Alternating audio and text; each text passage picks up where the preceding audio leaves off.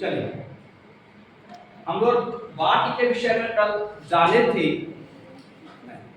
कल वाक्य के विषय में जाने थे, वाक्य क्या है, तो परिभाषा के विषय में जाने थे कि शब्दों का वह सार्थक समूह जो एक स्वतंत्र अर्थ या भाव लेता है, हम उसे वाक्य। फिर हम लोगों ने जाना वाक्य के तत्व क्या होते हैं, तो ये जाना वाक्य के 6 तत्व। इसके बाद हम लोगों ने जाना कि वाक्य के भेद कितने होते हैं, तो 2 भेद होते हैं, दो अंग होते हैं, उद्देश्य और विधेय।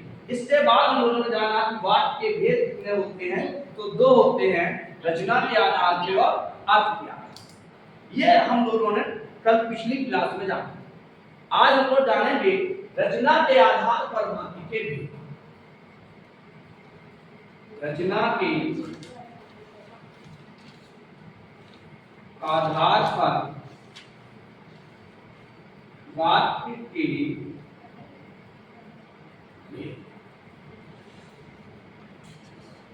रचना या बनावट कह लें, क्या कह लें, रचना कह लें या बनावट। तो रचना के आधार पर वाक्य का पहला भेद होता है सरल।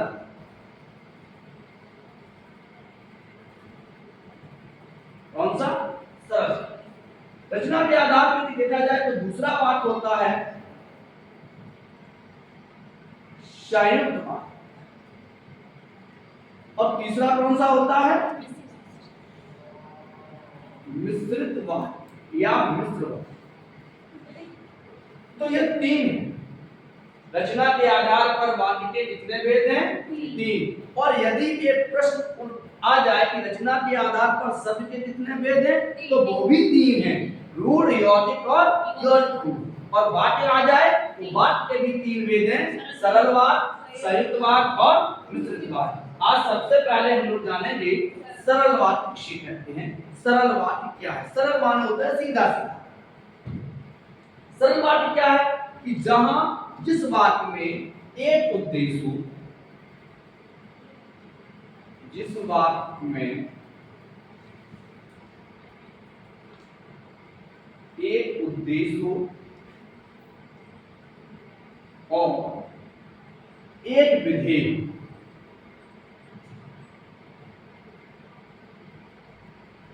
उसे सरल वाक्य कहते हैं।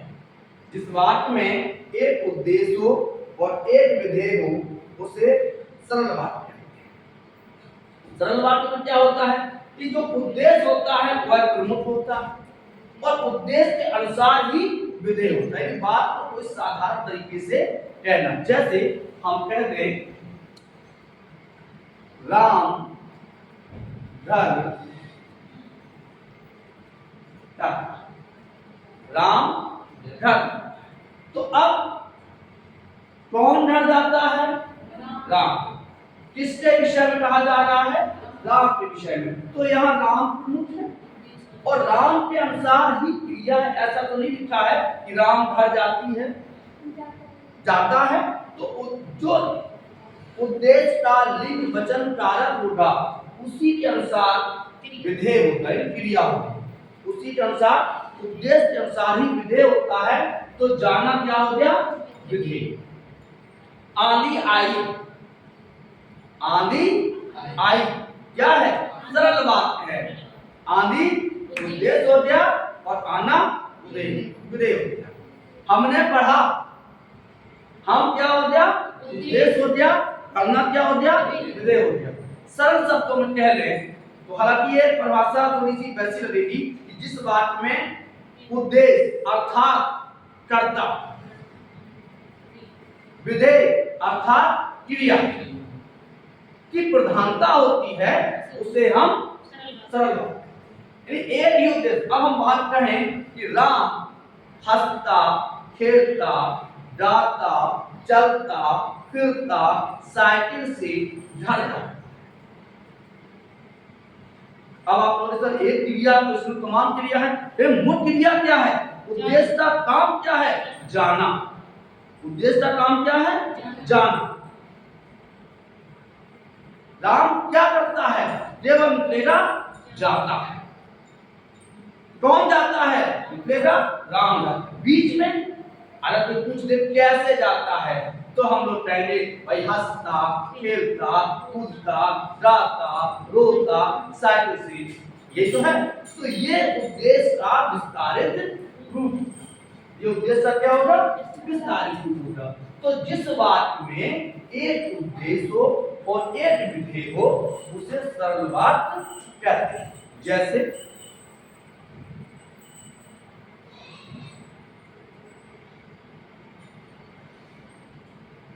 मोहन ने आम खाया। मोहन ने आम खाया। रचना के आधार पर इस प्रकार का वाक्य है, सरल वाक्य। इस प्रकार का वाक्य है, सरल वाक्य है। तो जिस वाक्य में एक उद्देश्य हो और एक क्रिया हो, उसे हम सरल वाक्य कहते हैं। जैसे कभी कभी क्या हो जाता है कि दो क्रियाएं हैं, राम घर जा रहा है। राम घर जा रहा है। अब इस वाक्य में दो क्रियाएं हैं, है कि नहीं है? इस वाक्य में जाना भी क्रिया है और रहना भी क्रिया है, लेकिन मुख्य क्रिया कौन है? जाना।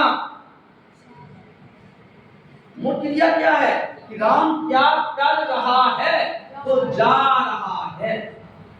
प्रधान क्रिया तो यही होगी भाई। यहां पे राम पढ़ रहा है, राम पढ़ रहा है, तो मुख्य क्रिया कौन होगी? पढ़ना। तो ऐसे यदि बात आ जाए तो भी प्रधान क्रिया जाना होगी, यानी जो उद्देश्य के विषय में कहा जाए, या उद्देश्य के विषय में क्या कहा जा रहा है कि जा रहा है। सो नहीं।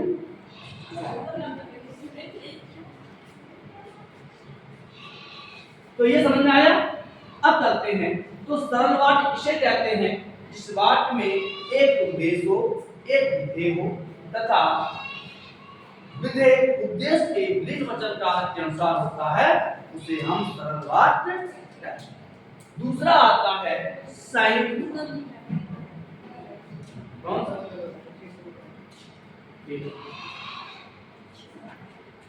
संयुक्त वाक्य। कौन सा आएगा? संयुक्त वाक्य।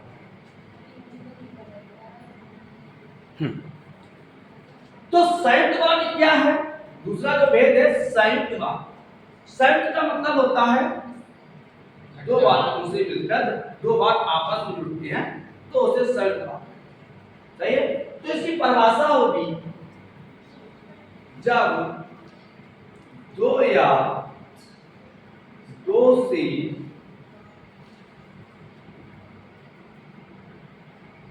अधिक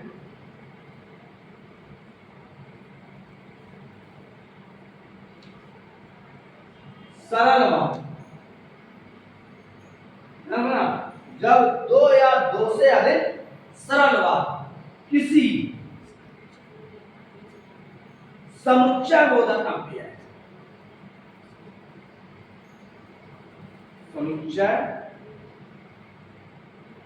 बोधक अव्यय से जुड़े हो, तो उसे हम सरल वाक्य संयुक्त वाक्य कहते हैं। जब दो या दो से अधिक संयुक्त वाक्य समुच्चय बोधक अव्यय से जुड़े होते हैं, तो उसे हम संयुक्त वाक्य कहते हैं। जैसे आंधी आई, आंधी आई, पानी बस। ये दो बात कैसे हैं? सरल और स्वतंत्र हैं। अब यदि हम इसको जोड़ेंगे तो आंधी आई और पानी बस। आंधी आई और पानी बस।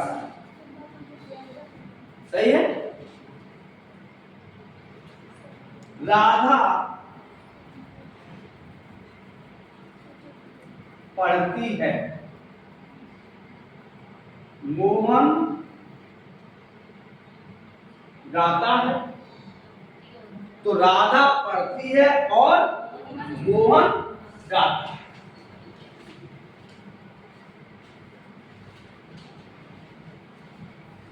वह आया, वह आया, वह बैठा नहीं, वह आया, वह चला गया। तो यहां पर वह आया और चला, वह आया और चला। सही है, आगे बढ़ते हैं।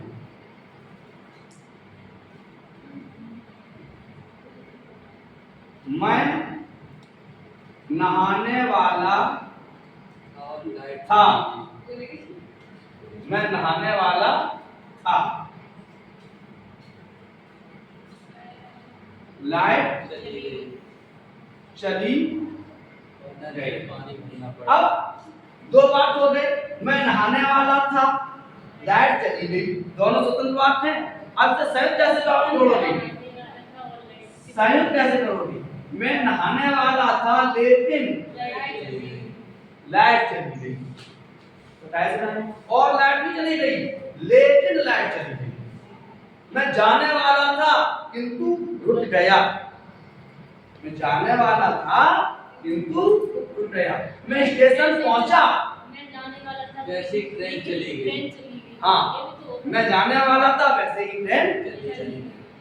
तो संयुक्त बात क्या है कि जब दो या दो से अधिक सरल बात किसी समुच्चय बोधक अव्यय, अच्छा समुच्चय बोधक अव्यय समझ लीजिए कौन कौन से फिर ना बताएंगे। लेकिन, किंतु, तथा, वा,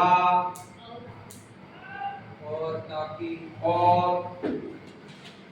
आदि आदि। किंतु, किंतु, परंतु, इसमें उसमें यहाँ वहाँ। मैंने उसे पीटा परंतु वह रोया नहीं, मैंने उसे पीटा परंतु वह रोया नहीं, ढीठ था, मतलब ढीठ था। तो इसे हम क्या कहेंगे, दो या वह खेलता ही अच्छा नहीं है, वह खेलता ही अच्छा नहीं है, पढ़ता भी है, वह गाता भी अच्छा है। तो ये भी कैसा होगा, षट। षट के बाद आता है मिश्रित। तो जब दो या दो से अधिक सरल वाक्य किसी समुच्चय बोधक अव्यय से जुड़े होते हैं तो उसे हम संयुक्त वाक्य कहते हैं। अगला आता है हमारा मिश्रित।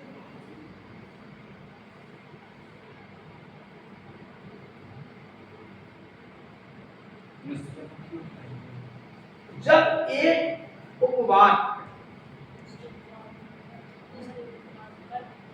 किसी दूसरे उपवाक्य पर निर्भर है, जब एक उपवाक्य किसी दूसरे उपवाक्य पर निर्भर तो उसे मिश्रित वाक्य। जब एक उपवाक्य किसी दूसरे उपवाक्य पर निर्भर होता है, मतलब किसी दूसरे उपवाक्य से उसका अर्थ निकले। इसमें एक प्रमुख उपवाक्य होता है, एक साधारण उपवाक्य होता है।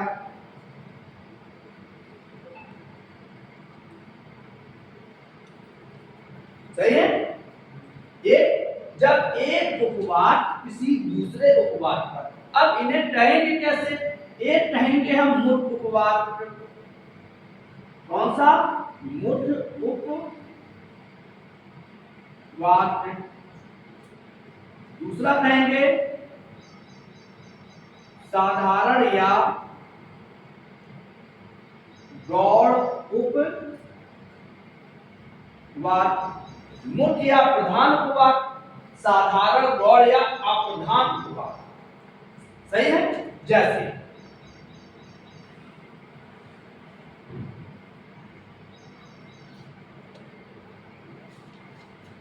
दिव्या अजीत मल आई आई मुझसे मिलेगी। अब दो बात बोले, मुझसे मिलेगी इसका कोई अर्थ नहीं चल रहा है। दूसरा अब हम लिखें दिव्या अजीत मल आएगी तो मुझसे मिले, तो इसमें प्रमुख बात कौन सा है?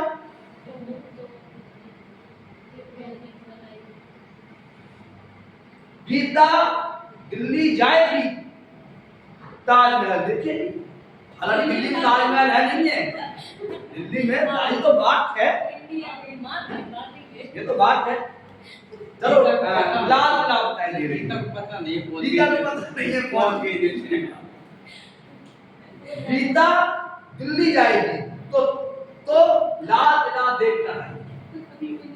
यदि गीता दिल्ली जाएगी तो लाल किला ऐसा कौन है? मुझे नहीं जानता। ऐसा कौन है?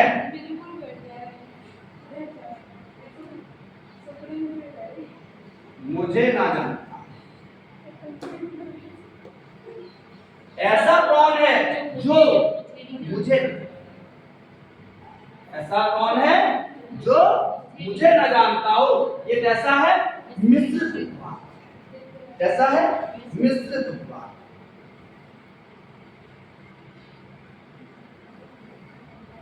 मैं जानता हूं तुम्हारे यहां जामुन का पेड़ है। अब मैं जानता हूं कि तुम्हारे यहां जामुन का, मैं जानता हूं कि तुम्हारे यहां जामुन का पेड़ है। ये कैसे है? तो आज हम लोगों ने रचना के आधार पर 3 बात पढ़ी, सरल, संयुक्त और मिश्रित। सरल, संयुक्त और मिश्रित। कौन कौन से? सरल, संयुक्त और मिश्रित। अब हम एक, कल इतनी गर्मी थी सूर्य पृथ्वी पर आ गया, इसको संयुक्त बनाइए। कल इतनी गर्मी थी सूर्य पृथ्वी पर आ गया हूं। अब संयुक्त कैसे बनेगा? कल इतनी गर्मी थी जैसे सूर्य पृथ्वी पर आ गया। जैसे सूर्य पृथ्वी पर आ गया। सही है? तो हम लोगों ने आलोचना के आधार पर वाक्य के कितने भेद पढ़े? 3। कौन कौन से? सरल, संयुक्त और मिश्रित। कल हम लोग पढ़ेंगे अर्थ के आधार पर वाक्य के भेद। सही है? मिश्रित कल से समझा देंगे एक बार।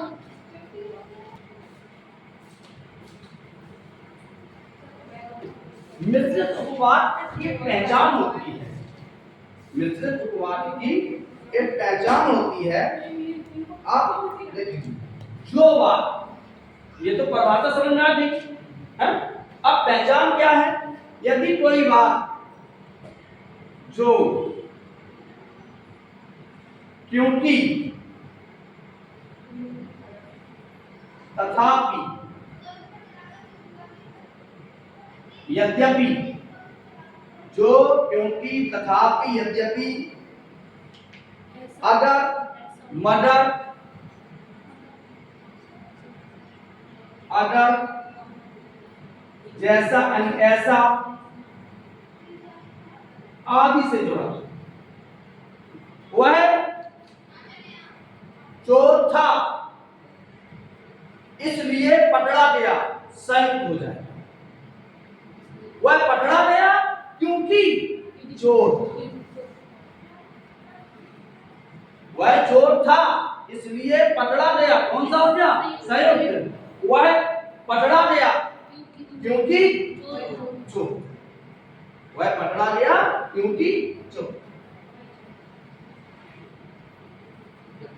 वह आता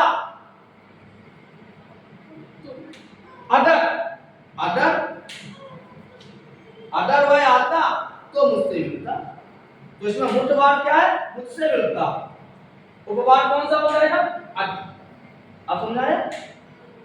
अधिक तक हम लोग पढ़ेंगे अर्थ के आधार पर वाक्य भेद। तब तक के लिए राधे राधे।